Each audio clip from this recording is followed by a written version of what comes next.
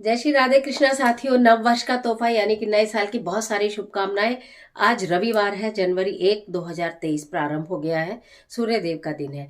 आज के दिन से यानी कि 2023 में हम एक नया कार्य आप लोगों के लिए प्रारंभ करें, यानी कि मैं हर रविवार को आपके सम्मुख आऊंगी और हर रविवार को आपके जो पूरे सप्ताह के क्वेश्चंस होंगे, जो भी कमेंट बॉक्स में मैं क्वेश्चन देखूंगी और उनके आंसर किया करूंगी। साथ ही साथ अपने वो व्यूवर्स जो मेरे चहेते, मेरे प्यारे, मेरे लाडले व्यूवर्स हैं, उनके नाम लूंगी और जो भी टॉप 5 होंगे उनकी मेल आईडी पर या किसी भी प्रकार सोल्यूशन करेंगे उनके किसी भी एक क्वेश्चन का, वो भी फ्री ऑफ कॉस्ट, ना कोई पैसा ना कोई पाई।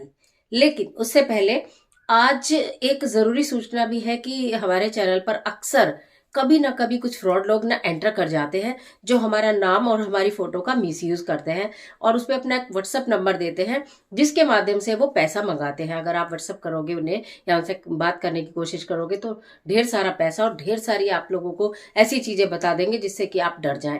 तो कृपया ऐसे लोगों से आप दूर रहें। आप इतने लंबे समय से मेरा चैनल देख रहे हैं तो आपको अच्छे से पता हो गया कि मेरा कोई व्हाट्सएप नंबर नहीं है। हम कभी किसी से कोई पैसा नहीं लेते हैं, ना ही हमारा कोई नंबर है जिस पर कि हम पर्सनली बात कर सकते हैं। तो इस बात के लिए आपको अवेयर रहना चाहिए और मुझे तहे दिल से बहुत बहुत बहुत खुशी है और मेरे उन व्यूवर्स का बहुत बहुत थैंक यू, बहुत बड़ा वाला थैंक यू, बहुत सारा प्यार, जिन्होंने मुझे भी अवेयर किया कि मैम हमारे कमेंट पर वो कोई और व्यक्ति आपकी फोटो और नाम से रिप्लाई कर रहा है। क्योंकि मेरा रिप्लाई करने का तरीका आप अच्छी तरह जानते हैं, आप मुझे अच्छी तरह जानते हैं। मैं कभी भी कोई व्हाट्सएप नंबर देकर आपसे बात करने के लिए नहीं कहूंगी। तो इसलिए आपका भी बहुत बहुत शुक्रिया। शगुन पांडे है, अदिति मिश्रा है, प्रियंका है, मागी है और कार्तिक चौहान है, जिन्होंने मुझे लिख कर ये बताया कि मैम हम चैनल पर ये चल रहा है, आप थोड़ा ध्यान दीजिए। तो मैं समझती हूँ कि मुझे जहान की सारी खुशियां मिल गई।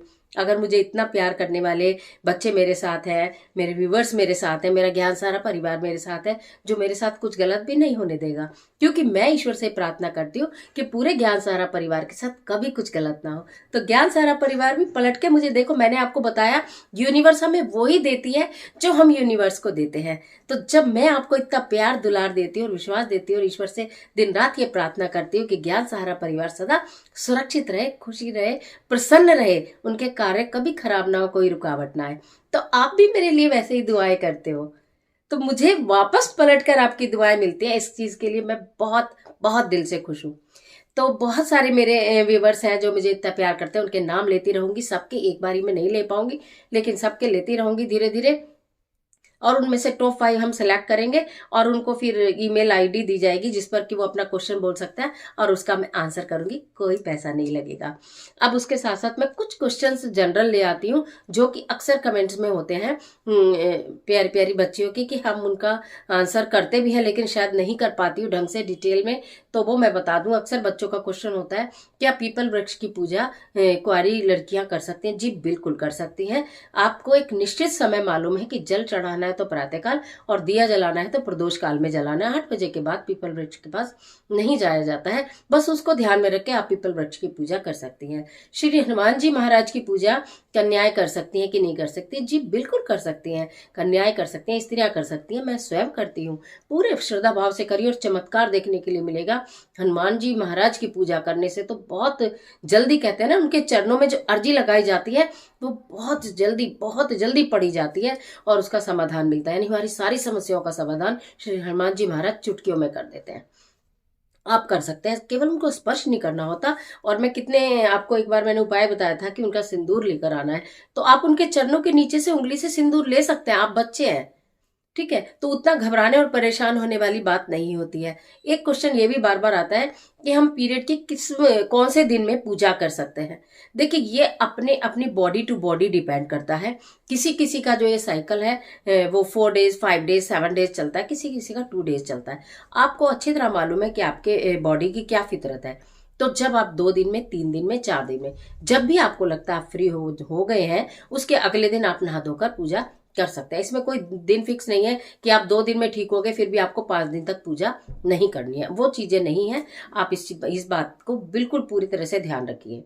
एक क्वेश्चन और बार बार आ रहा है, क्योंकि अभी विंटर का सीजन है, कि सूर्य उदय में पूजा करने के लिए हम बोलते हैं जब उगते सूरज को आप जल देते हैं तो अति उत्तम होता है, लेकिन सूरज उगता हुआ दिखाई नहीं देता इस विंटर के मौसम में, तो हम किस प्रकार सूर्य की पूजा करें?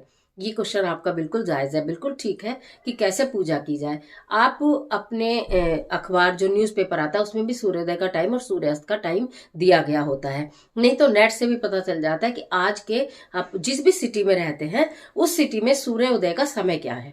जो सूर्योदय का समय है उसके ठीक 30 मिनट बाद आप सूर्य जी की पूजा कर लीजिए। सूर्यदेव अगर आपको आकाश में दिखाई दे रहे हैं तो भी, नहीं दिखाई दे रहे हैं तो भी, क्योंकि वो वहां है, तो आप उसके 30 मिनट बाद सूर्यदेव की पूजा कर सकते हैं। फिर जब लाइव आऊंगी तो आप डायरेक्ट भी मुझसे क्वेश्चन पूछेंगे, उनके आंसर करूंगी। अभी तो मैंने वो कुछ कॉमन क्वेश्चन लिए हैं जो मैं अक्सर पढ़ती हूँ, बच्चे परेशान रहती हैं जिससे। एक और क्वेश्चन बहुत आता है कि बहता हुआ जल नहीं मिलता। अक्सर चीजों को मैं बताती हूँ, जो हम उपाय बताते हैं अक्सर चीजों को बहते जल में प्रवाहित करने के लिए बताते हैं, कि बहते जल में बहा दी हमने अपनी परेशानियां, बहा दिए हमने अपने कष्ट, ठीक है।